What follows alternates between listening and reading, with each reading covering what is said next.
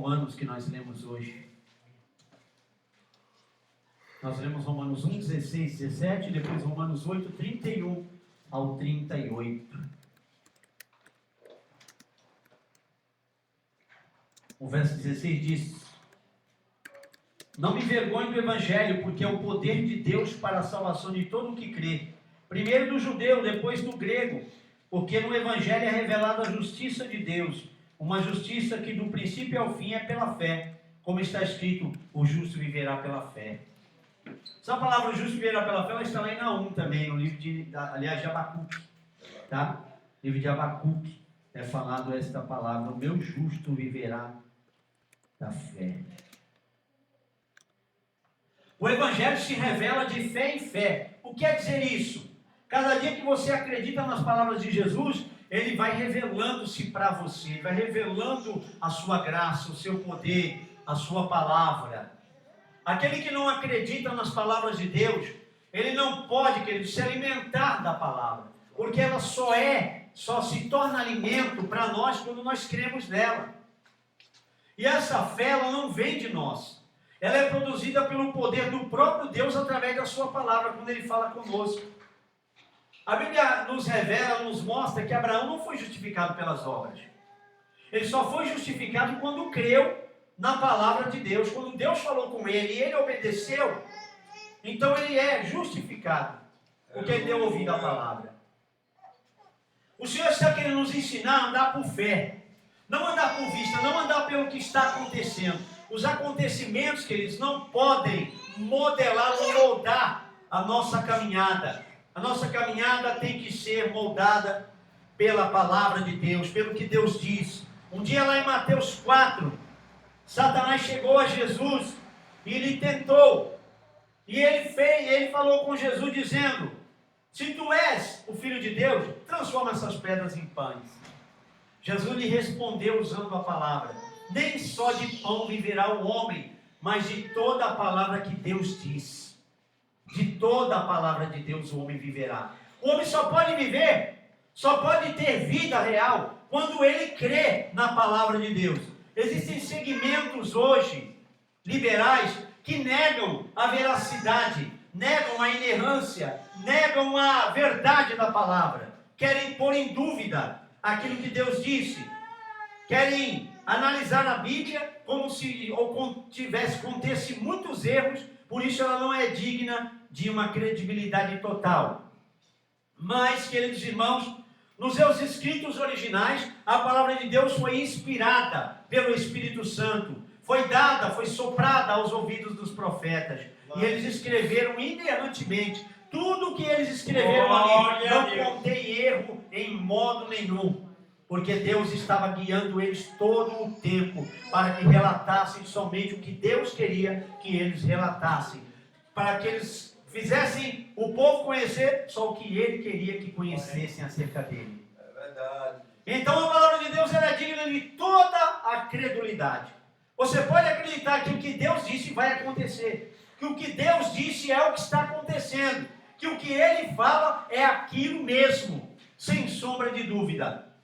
Um dia, em Atos capítulo 28, Paulo agora, não é no capítulo 28, mas no capítulo 28 ele começa a relatar algo dessa significância, dessa natureza. Mas ele sofre um naufrágio. E nesse naufrágio, Paulo agora, depois de 21 dias, que eles estão sem comer e sem beber nada. Paulo diz assim: varões e irmãos, estamos há 21 dias nessa tempestade sem comer.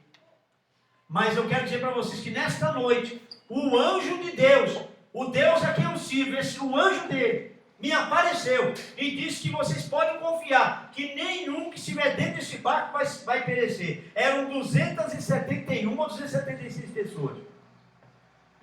Paulo diz: quem permanecer nesse barco não vai se perder, nenhum. Por isso, vamos acalmar o coração e vamos comer. Queridos, a incredulidade, ela traz impaciência, ela traz na pessoa a preocupação demasiada. E as pessoas começam agora a morrer antes mesmo de que estejam mortas. Eu lembro que meu pastor contou, uma vez eles pegaram um barco, e foram fazer um passeio com esse barco. E, na verdade, sem autorização. E eles chegaram num lugar onde havia rocha de um lado, rocha do outro. E eles iam passar por aquele canal. Quando eles passaram ali, o motor, a hélice, enganchou numa rede que haviam colocado ali para pescar peixes. E ele passando, aí ficaram presos na rede, não saía do lugar, e o barco ia para um lado e para o outro, e eles iam acabar naufragando, porque batia nas rochas. E os camaradas que estavam com o meu pastor, ele não era pastor ainda, começaram a ficar tão preocupados, mas tão desesperados, que eles desmaiaram. Ficaram como mortos dentro do barco, de tanto medo e tanto pavor, diante da morte. E ele disse que naquele momento, ele tentou acordá-los. E eles não acordavam, meus irmãos. E ele disse que naquele momento ele pegou os camaradas assim, mas dava tapa na cara mesmo, mas dava muito tapa, para poder ressuscitar os camaradas, que eles não respondiam. E aí eles acordaram. Naquele momento ele teve uma ideia, pegar uma faca na mão e alguém segurar ele e ele mergulhar e cortar a rede que estava presa na hélice, até liberar. E aí ele ia, quando ele batia neles lá, eles subiam ele, depois colocava de novo, e ele foi cortando a rede, até que conseguiu funcionar o motor e até levaram a rede cheia de peixe indo embora ainda. Queridos, naquele momento, foi obrigado alguém ter uma atitude, mas crer que poderia sair daquela situação, porque os outros haviam desanimado e perdido toda a fé. Então eles ficaram não tinham obras, não havia possibilidade deles se moverem e produzirem alguma coisa. A fé, ela produz em nós a atitude que Deus quer que nós façamos. Porque essa fé não vem de nós, não é um esforço humano. Deus põe essa fé e nós agimos com energia e poder que vem dele, para realizar milagre, para realizar alguma coisa.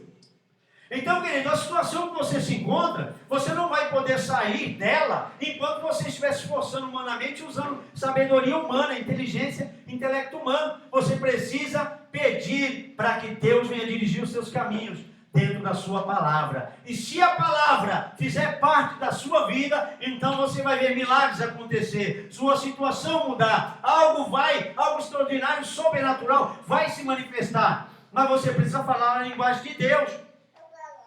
A Bíblia fala em Hebreus 11 que homens e mulheres alcançaram ressurreição, tiveram milagres, saíram de cadeias, sobreviveram à tempestade, sobreviveram a pão e água dentro de cavernas, sendo perseguidos, alguns foram até mortos, mas eles tiveram fé para servir a Deus. Eles não se entristeciam por estar passando por aquela situação, eles se alegravam por estar passando aquilo por amor à palavra de Deus.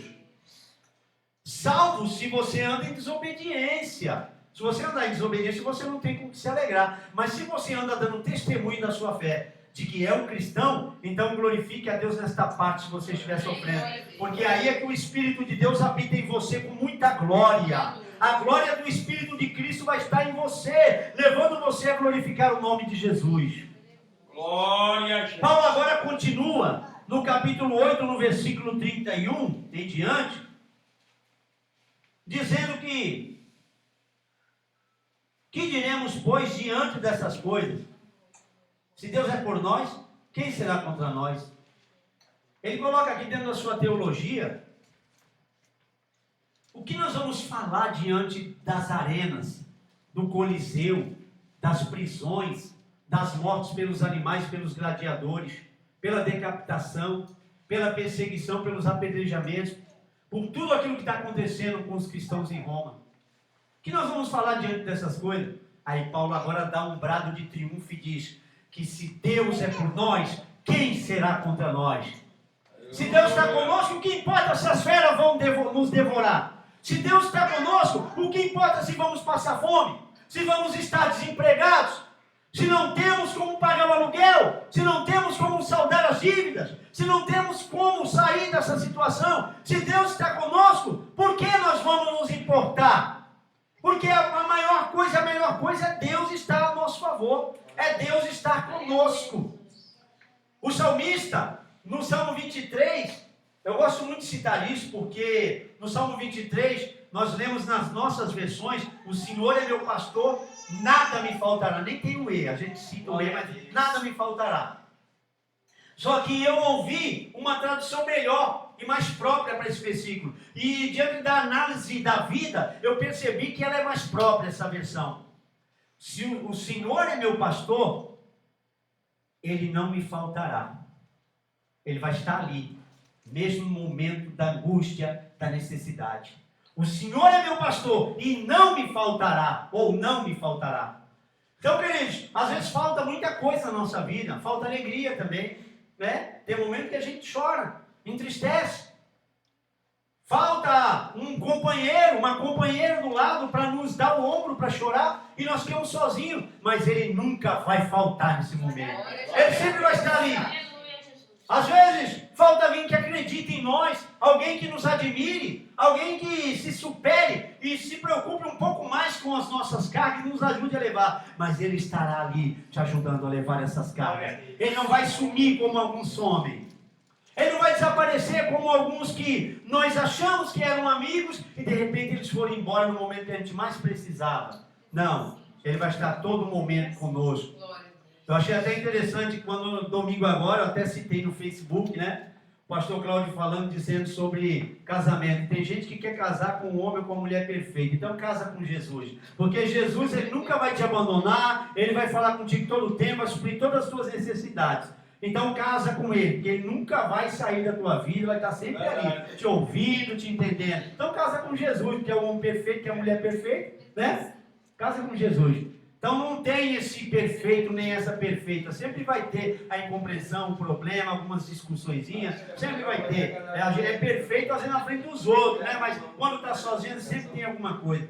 E se não manifestar verbalmente, fisicamente, vai manifestar lá dentro do coração alguma coisa, mas vai se prender, mas porque é falho, é ser humano falível, infinito também. Então, querido, não se fie, não ponha toda a tua confiança no homem ou na mulher, ponha a tua confiança no Senhor, porque você vai dar fruto, não importa a estação, não importa se esteja frio, seco, ou se esteja chovendo, não importa se esteja ventando, não importa se seja primavera, você canta no deserto, canta também no oásis, você canta na tempestade, você canta na bonança, você canta com o sol brilhando, canta no escuro de noite, mas o que importa é que você está confiado no Senhor, porque Ele não muda e nele não há sombra de variações. Por isso Ele diz que nós não somos consumidos, porque Ele não muda, Ele continua ali, inabalável. O que Ele falou é verdade perpétua, não passa. Tudo pode passar, irmão. Você é vaidade, eu sou vaidade. Tudo que você falou você pode esquecer. Você pode fazer uma promessa para mim e pode não cumprir por uma doença, por falta de dinheiro, por indisponibilidade de tempo. Você pode não conseguir cumprir porque você mudou de ideia comigo, porque eu talvez falhei com você e você então não vou fazer. Eu prometi, mas Ele também não faz jus ao que eu prometi. Mas Deus não. Se Ele prometeu para você, meu irmão, se Ele prometeu para você, Deus nunca prometeu nada para ninguém, sabendo que no futuro, querido irmão, você não estaria lá para receber. Ele pode até fazer uma promessa condicional, aí é diferente. Mas se Ele prometeu com um juramento eterno, como a Davi, como a Abraão, Ele não vai mudar o seu juramento por amor a Abraão, por amor a Davi. Porque existem promessas condicionais. Olha, eu vou fazer isso se tu permaneceres assim. Aí é diferente, Ele foi claro com você. Mas quando Ele diz, vou fazer tal coisa, Ele está dizendo para você, não exijo de você nada, é graça pura. É só crer e estar justificado, e então eu farei. E Ele faz isso em coisas eternas, como por exemplo a salvação. A salvação ela não depende do que come, do que quer, porque você fez alguma coisa, porque nasceu mais bonitinho que o outro. Não importa o teu poder aquisitivo, o teu conhecimento, o teu grau de superioridade de estudo, não depende de você, depende de Deus que olhou para você e disse, esse é meu filho, hoje te gerei, esta é minha filha, eu te escolhi, aleluia. Nós precisamos aprender, querido, que nessa caminhada de fé, nós teremos mais armadilhas e espinhos do que dias de bonança. O Senhor não nos chamou para viver mar de rosa. Ele diz que a vida eterna, o caminho para a vida eterna, ele é estreito, e ele é espinhoso e apertado. Ele não disse que seria fácil, não. Às vezes você vai andar na corda bamba e ele vai ser o grau de equilíbrio para a sua vida espiritual. Você vai precisar confiar no Senhor, porque muitas vezes você não vai ver nada lá na frente, mas Ele vai te dizer: anda na minha presença e seja perfeito. Eu te guio, eu te oriento. Eu vi um pastor dizendo: você consegue confiar num GPS com uma mulher da vozinha chata. Me perdoe às vezes eu falar isso, porque na verdade a maioria é uma mulher falando o tempo inteiro: olha, vire para a direita, vire para a esquerda, daqui a não sei quando. Ela fala o tempo inteiro, né? Aí, mas o cara consegue confiar na voz da mulher que ele nunca viu na vida. E ele vai chegar lá, irmão, porque o GPS não vai mentir. Está programado para chegar no lugar certo. E o cara confia a vida dele. Passa por lugares ruins, estreitos, lugar que ele nunca viu na vida, mas ele não, mas o GPS está mandando. E ele anda por uma fé cega, mas ele sabe que ele vai chegar porque ele confia que aquele GPS foi programado para levar ele ao destino. Mas ele dificilmente consegue confiar em Deus de olhos fechados. Deus fala e ele duvida, ela duvida. Ele diz: eu vou fazer meu plano B, porque se eu não fizer pode dar alguma coisa errada. Deus falou, mas sabe como é que é, né? E põe em dúvida a eternidade e a imutabilidade de Deus. Deus não é menino, Deus não é criança, Deus não é mentiroso, Deus não brinca com a sua palavra. Se ele falou, ele vai cumprir o que ele falou. Demorando ou não, para você não importa. Ele diz: só me siga, eu mandei você me seguir. Tem uma historinha muito linda, maravilhosa, que um camarada começou a empurrar uma pedra por ordem de Deus, e ele ficou empurrando ali aquela pedra, empurrando, e a pedra num certo lugar. Todo dia ele ia lá e ficava empurrando aquela pedra. Mas teve um dado momento que ele se cansou. Ele disse: olha, eu acho que eu estou igual um besta, igual um bobo aqui empurrando pedra. Deus mandou empurrar pedra. Para que empurrar pedra? Aí começou aquela vozinha dizendo: desiste, rapaz, para que você vai ficar empurrando pedra? Que ordem besta. Você não está vendo nada, não está acontecendo nada, nada move, nada acontece, nada de novo, tudo a mesma coisa todo dia, e você vai continuar obedecendo a voz de Deus? Ele disse: sabe o que é mesmo? Deus, tu me mandou empurrar pedra, eu não vi, até agora eu não vi nada acontecer, então eu vou parar de empurrar pedra, Deus. Aí Deus pegou e veio até ele e disse assim: eu não mandei você empurrar pedra? Sim. Você continuou empurrando a pedra durante muitos anos, não é? Sim. Aconteceu alguma coisa? Não, Deus, não aconteceu nada. E eu estou aqui, eu estou pronto a desistir. Tá bom. Eu mandei você empurrar a pedra, não foi? Sim. Não aconteceu nada? Não. Olhe para você. Ele começou a se olhar. Enquanto ele olhava para a circunstância, ele não viu, não, mas ele começou a se olhar e falou: estou mais forte. Olha como eu estou musculoso, como eu estou forte. Ele disse: pois é, você mudou e você era tão fraquinho quando você começou a empurrar essa pedra. Mas hoje a pedra não moveu, mas você está tão forte agora. Você está muito forte, só você não percebeu. As pessoas que estavam vendo perceberam o seu crescimento e estavam te admirando do outro lado, e você estava se autodepreciando. Mas eu quero te dizer uma coisa: eu te mandei empurrar a pedra, não foi? Sim. Aconteceu uma coisa? Não. Pois então sai da frente, porque agora eu vou tirar a pedra do caminho. Tirou a pedra do caminho para ele. Ele disse assim: quando eu mandar você fazer alguma coisa, faça, porque eu ainda é que faço um milagre. Você não realiza nada. Não tem que dar uma ajudinha para Deus. Deus não precisa da tua ajuda. Ele só precisa que você compartilhe com Ele da mesma crença. Ele só precisa que você confie nele para que Ele haja. Porque Deus ainda, invisivelmente, opera na história. Hoje eu estava analisando na entrevista que dei lá do Mais Você, mas não foi lá no Projac, lá no Rio. Eu fui na Globo, em São Paulo. Então ali tem uma entrevista de quase 40 minutos. Eles editaram tudo, foi 2 minutos e pouco. Foram 2 minutos e pouco. Aí uma irmã colocou assim lá no Face, lá, o Alexandre compartilhou com ela. E ela lá em outro estado, ela disse: pena, né, ele sendo pastor, não glorificou o nome de Jesus. Depreciou assim, né? A minha filha ficou brava, queria postar, né? Eu falei: calma, eu vou dar uma resposta para ela tranquila, não precisa ser mal educado, vamos lá.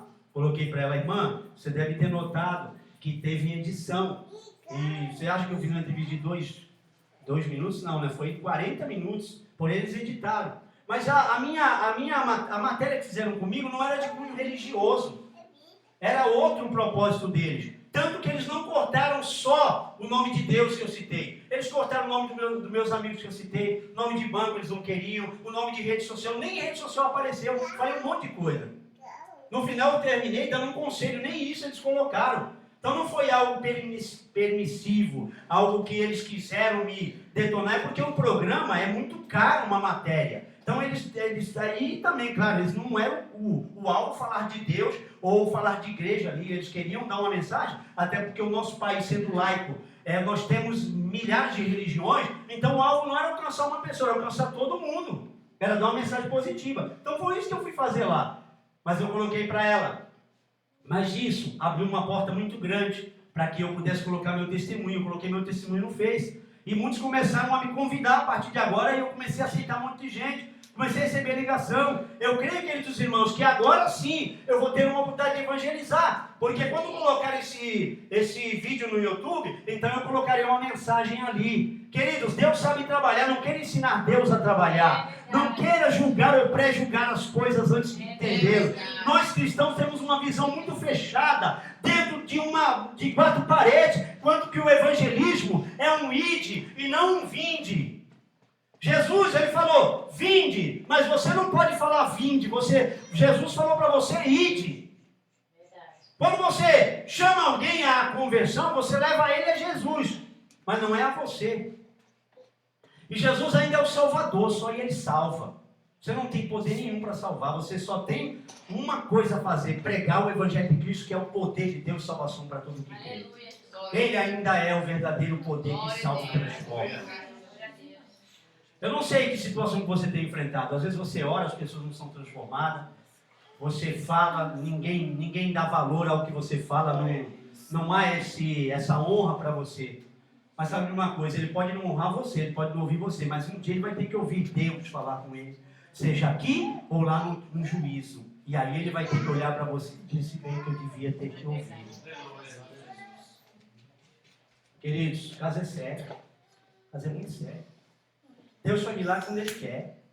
Tem muita gente que fala, eu vou orar forte, eu vou orar, eu vou fazer uma campanha, Deus vai curar. Se Deus falou para ele que vai curar, vai curar. Se Deus falou que não vai curar, não vai não. Eu desafio aquele que mande em Deus. Pode jejuar 30 dias, pode jejuar 1 ano. Se Deus não quiser curar, não cura. Porque eu já tive essa experiência e a palavra me dá autoridade. Não só pela experiência. A experiência vem depois da palavra. Mesmo que eu não tivesse, a palavra ainda tem toda a autoridade. Eu orei durante 1 ano na casa de um homem sem faltar um dia. Levava estudo bíblico para ele todo dia. Ele tinha câncer no reto. Jesus não curou, Jesus levou. E eu fiquei chupando o dedo lá, chorando lá e querendo abandonar meu ministério. Tu não curou o homem, Jesus, tu não curou. Eu vou abandonar o pastorado. Eu não vou mais pregar a tua palavra. Fiz igual Jeremias. Eu não vou pregar porque eu não estou vendo tu cumprir nenhuma palavra. Até a profecia que Deus tinha usado Jeremias não estava acontecendo naquela época. Só por isso que Deus falou para Jeremias no versículo 12 do capítulo 1. O que é que vê, Jeremias? Eu vejo uma vara de amendoeira. Falou, viste bem, porque eu velo pela minha palavra para cumprir, tá? Deixa de ser tonto, rapaz. Você está duvidando da minha palavra? Tu quer correr com um cavalo, tu não consegue correr nem com um homem. Tu não consegue aguentar um temporalzinho, como é que tu vai pro meio do maremoto? Não é verdade? Tem gente que quer abarcar o mundo, mas não consegue subir nem um degrauzinho da escada que ele quer alcançar. Como é que você vai conseguir tudo de uma vez? Não, vai devagar, vai crescendo. Tenha paciência, tenha humildade. Deus, Ele exalta no tempo certo. A Bíblia diz, humilhai-vos, pois, debaixo da potente mão de Deus, a fim de que a seu tempo Ele vos exalte. É seu tempo. E quando Deus exalta, ninguém consegue, querido, abater você. Ele pode até pensar que está te abatendo, mas até no sofrimento que você está sendo honrado. Glória a Deus. Porque você está sentindo a honra de Deus lá dentro, a glória de Deus, a humildade e o poder de Deus. Louvado seja o nome do Senhor, aleluia. Tudo que nós fizermos, façamos em nome de Jesus. Porque se nós fizermos em nosso próprio nome, Deus não vai respaldar. E se Deus não respaldar, é inútil ter usado, ter feito alguma coisa distante dele. Você pode até usar o nome de Jesus verbalmente, mas não estou falando disso. Eu vou fazer em nome de Jesus. Em nome de Jesus é que ele te autorize, é que ele esteja presente, é que ele te dê autoridade para fazer. Então faça somente para a glória no nome de Jesus. Eu vou parar por aqui, queridos. Fica de pé em nome do Senhor. Não queremos terminar o culto tarde. Se nós continuarmos pregando aqui, Deus dá muita palavra. Aleluia. Nós vamos ouvir um vídeo. Isso. Nós vamos ouvir um vídeo agora. Ouvir não, ver e ouvir.